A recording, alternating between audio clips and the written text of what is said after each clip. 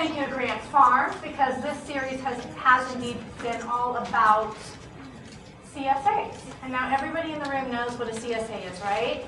Yes. Community Supported Agriculture. It basically means that you're buying a share of a farm. Now we're talking about roasting, and you're probably thinking, oh my God, it's summer and it's 100 degrees outside, and do I really want to turn on my oven, right? Well, you can roast on your grill. You can even roast on your grill, and it's understanding the process and understanding the technique that allows you to do that, because it's a heat source of below the pan, right?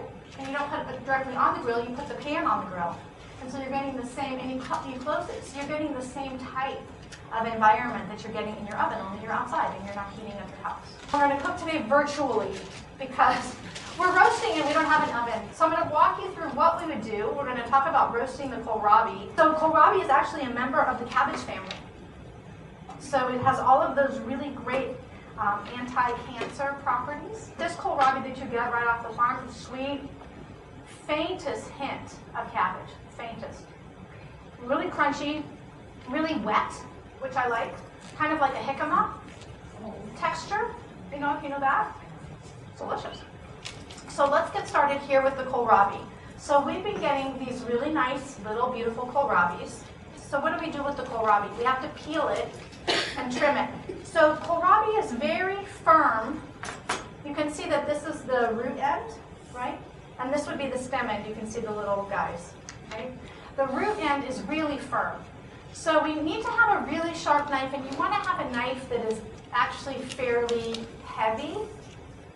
Right? There's knives that have nice thin blades, and then there's knives that have like a little heavier feel to them. So now we're going to take our very sharp knife and we're going to cut off the bottom of this kohlrabi. Now if we started at the way bottom, we would feel that it is very, like I can't even cut through it. So how do you know how far to go up?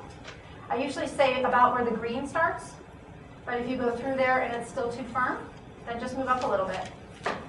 Because if you can't cut through it, you're not going to really be able to chew through it. Right? So you want to use your knife actually and trim off the skin all the way around, and we're honoring the shape of the kohlrabi. Do you see how my knife is doing that? I'm not cutting straight down like this. Then we're going to take our kohlrabi, and you can cut it into any shape that you want.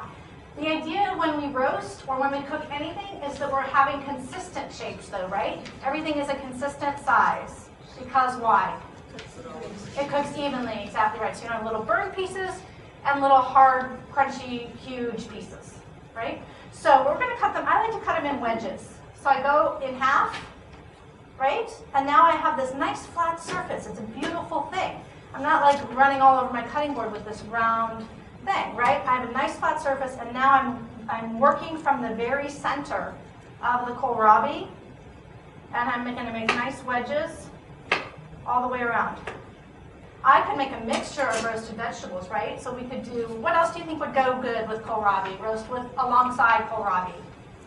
Carrots. Parsnips, carrots, exactly, those root vegetables, right? And maybe this is something that you don't really find kohlrabi in the fall, but we still have carrots that are coming up in our gardens. I don't know, does Grant Family Farms do carrots? Yep, so you'll get carrots in your shares. And so these kinds of things you can mix together because they're all the same density. Right? Would we want to put tomatoes in with this? No. But can you roast tomatoes? Yes. But would we want them would they cook at the same length of time as the kohlrabi? No, they would cook much shorter period of time, right? So now we would season our kohlrabi. And for this dish, I just did a really simple seasoning of olive oil, salt, and pepper. And then my oven is at a very hot temperature. You want your roasted vegetables to be gorgeous and brown, right? And every side just perfectly cooked. So we get that by having a really hot pan.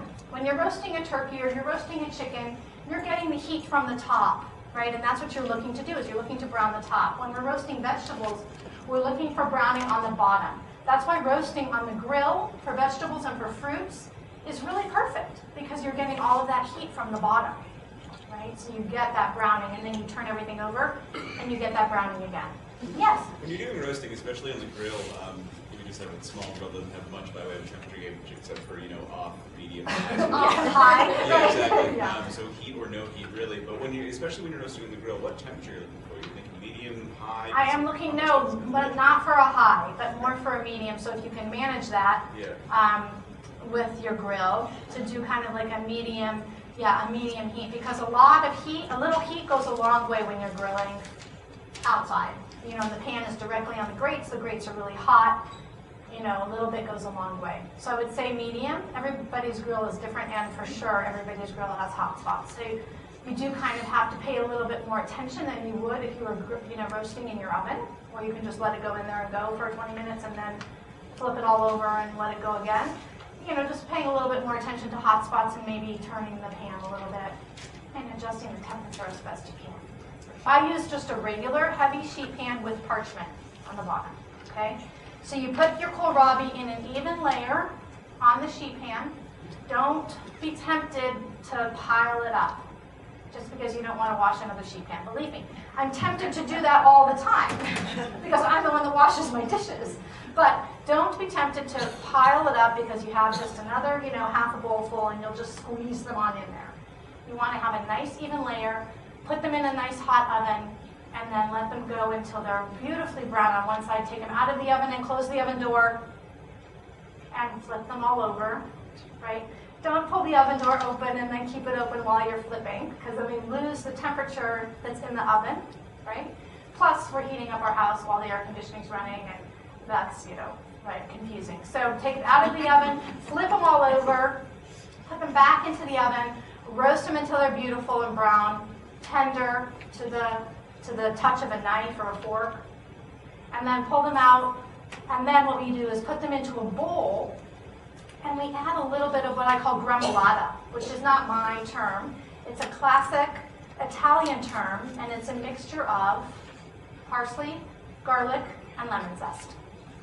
And we add this right when the kohlrabi or any vegetable comes out of the oven, because what we're doing is we have raw garlic in here and chunky lemon zest, and we want the heat of the vegetable to open up the scent of the garlic and the lemon.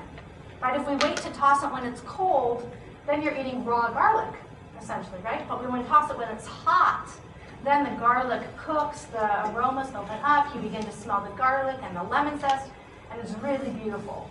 So we toss it with that, maybe a little bit more extra virgin olive oil, a really beautiful, nice, floral, nicely scented olive oil, and a little bit of balsamic vinegar. What grade of balsamic vinegar do you use? I use Whole Foods. I do like this balsamic vinegar, actually, and no lie. I think it's a nice balsamic vinegar for the price, actually. And it's just a regular, it's not an aged, 15 years, really thick and viscous and sweet balsamic. It's one that you could use just for everyday vinaigrettes.